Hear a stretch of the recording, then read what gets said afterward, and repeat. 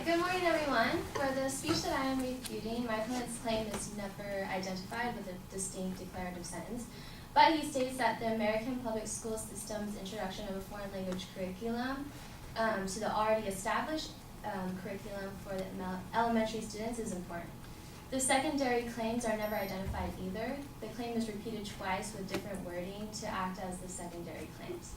Number one is schooling at an early age, especially for languages, is important. And number two is learning languages in school, especially in the K-6 curriculum, is important. But these are the exact same sentences.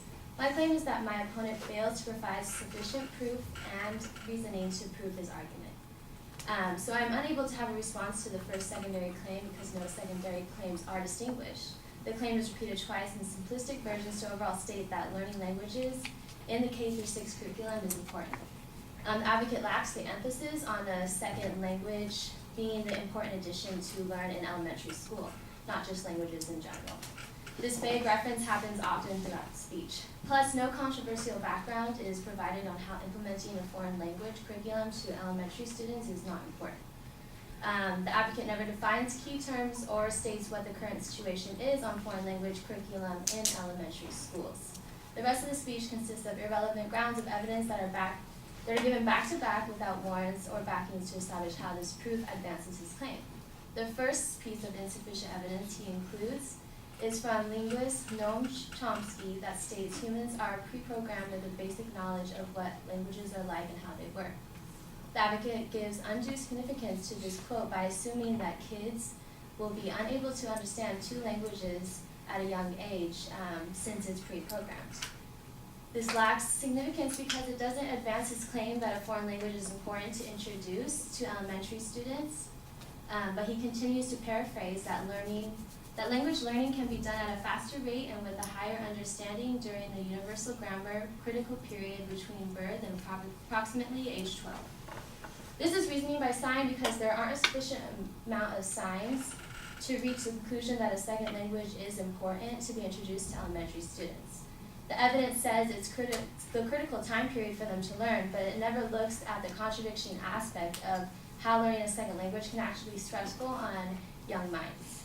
According to psychology professor Erica Hoff, author of the book Language Development, learning a new language puts extra cognitive stress on children. This strain affects children differently than would an extra math course in school and limits the amount of words that children can learn in their first language. This shows why it isn't important for elementary students, which he overlooks. The second piece of irrelevant evidence he describes from the National Network of Early Language Learning performs reasoning by cause and effect. The advocate paraphrases that most kids don't have access to these languages. By taking away those skills, we are prohibiting them to learn more about the cultures and develop communication skills that will help them be more successful in life. The cause is taking away a foreign curriculum, and the effect is that it will prohibit them from learning. This is a fallacy of presumption because there is no evidence given on how this cause will even happen or whether other causes are accounted for, and tries to connect a relationship between these events to further support his claim. But the advocate doesn't explain why or how this advances his claim. The advocate overlooks certain important facts of why it is important, which a UCLA graduate who learned Vietnamese in elementary school states that learning a second language in elementary school helps children develop their brains by experiencing processes of coding and decoding. Plus, it advances them in the job market with the high demand of intelligent and bilingual workers. These should have been the secondary claims in the advocate's speech. The third piece of irrelevant evidence he uses is from the Secretary of Education, Arne Duncan, who pointed out that 18% of Americans report speaking a second language, and 53% of Europeans can converse in a second language. The advocate misanalyzed this statistic because the amount of Americans or Europeans that know a second language has nothing to do with adding the foreign language curriculum to elementary schools. This doesn't support the claim, but if he showed how much more successful Europeans are because they learn a second language in elementary school, then that would support why it is important. The purpose of my argument is to prove that the advocate's proof and reasoning fails to advance his claim and to show the controversy and the overlooked facts of the argument. His speech has no distinct claim or secondary claims and is supported by irrelevant evidence reasoned through fallacies of presumption, leaving insufficient grounds with no warrants to structure the argument.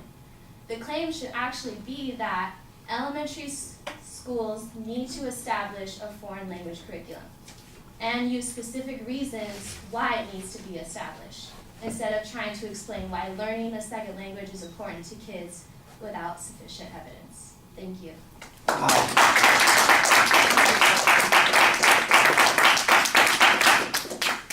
Really good.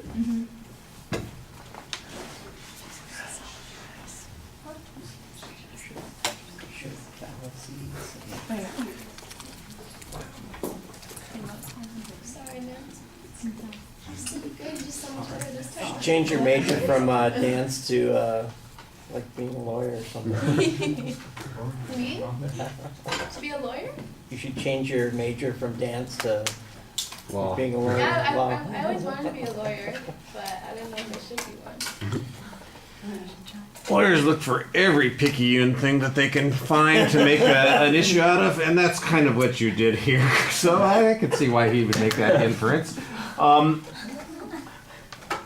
Some of the arguments that you make, I think, are very effective. I appreciated the attempt to criticize the reasoning that the advocate used, although sometimes it came across as being a little convoluted. There was one point where it just sounded to me like you were kind of in this circle of terminology that was never going to be explained, and that felt to me like it was taking up time but not advancing the point that you were trying to make. But there were other places where I thought you did make clear criticisms as to the applicability of the evidence and its relevance on the claims the advocate is presenting.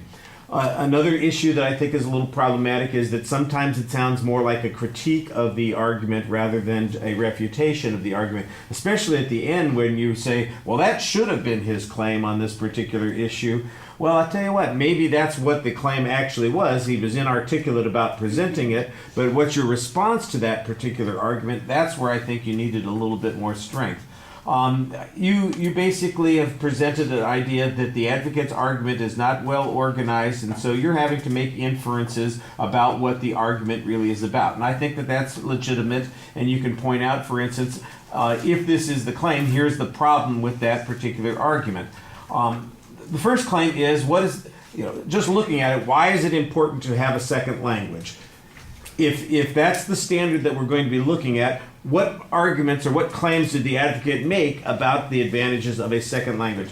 Did they demonstrate that it increases people's intellectual ability to reason?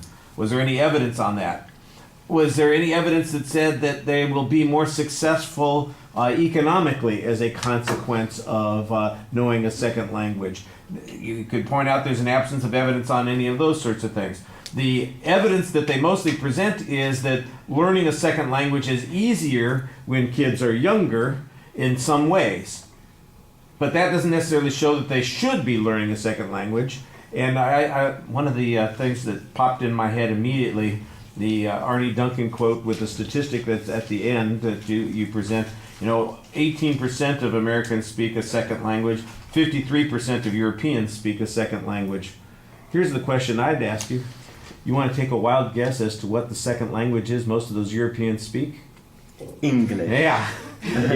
So in essence, the language that all of those folks learn as their second language is the language that most of us already have as our first language, which makes it so much easier for us to interact with them as a consequence and reduces our need to develop, and understand the second language. Now, if there's some demonstration that the French are going to get pissed off about it because we don't speak to them in French, that would have been, like you said, that would have been a demonstration that's a problem from not having a second language. And I think that you're on the brink of making an argument like that, but you need to go a little bit further. I liked a lot of, like I said, I liked a lot of the analysis that you had, but there are some times when it just sounds like it's analysis without thinking about what the bigger question is.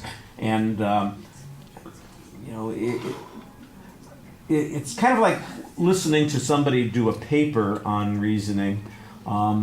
it's easier to follow it because you can go, wait, what was that? And you can go back and listen, read it again. It's a little hard to listen to those arguments because we listen differently when we read, and as a consequence, there's a little bit less clarity.